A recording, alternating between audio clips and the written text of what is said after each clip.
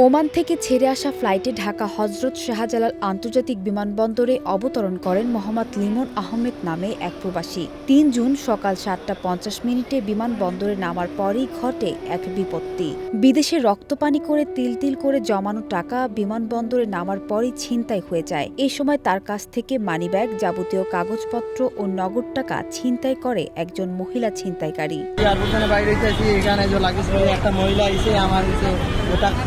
টাকা চাইতেছি, আমি দেই না, এমন হয়েছি আমার কাছে নোট নাই, তো আমি দেই নাই।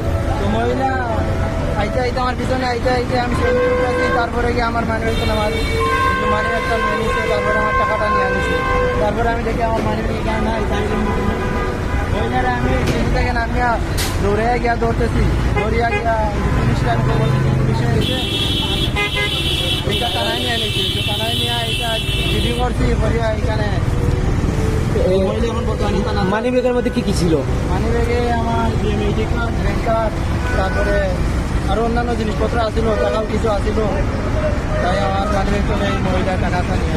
তিনি মৌলভীবাজার রাজনগর উপজেলার মুন্সি বাজার ইউনিয়নের ইসলামপুর মিয়ারকান্দি গ্রামের নাজিম মিয়ার সন্তান। বর্তমান টাকা পাইছে টাকাটা মানি তারপরে গিয়ে আমার পতাকাও নিয়ে নিছে, পতাকা, ব্যাংক কার্ড, আমরা ভোট করবো টাকা। কোন দেশ থেকে এসেছে? সকাল কয়টার সময় এসেছে? সকাল 7টার দিকে। 7টার দিকে।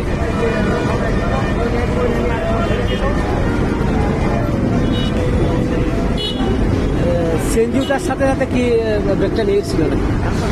সিএনজি থেকে উঠার সাথে সাথে ব্যাগটা এখন কোন পর্যায়ে আছে বর্তমানে? তুমি থানাকে অভিযোগ করছিলা? আশা করি থানায় মহিলারে নিয়ে আনিছে, এখানে এখন থানায় পয়সা জানাইবে, জানাবে এই সান্ত্বনা দিয়েছে আমার। এই ঘটনায় ক্ষোভ প্রকাশ করে অনেকেই বলেন, এভাবে যদি প্রবাসীরা দেশে আসার পর নিরাপদে বাড়ি ফিরতে না পারেন, বিমানবন্দরে যদি নিরাপত্তা না থাকে, তাহলে এত কষ্ট করে দেশে রেমিটেন্স পাঠিয়ে লাভ কি? সানজানা তাবাসসুম, বৈশাখী সংবাদ।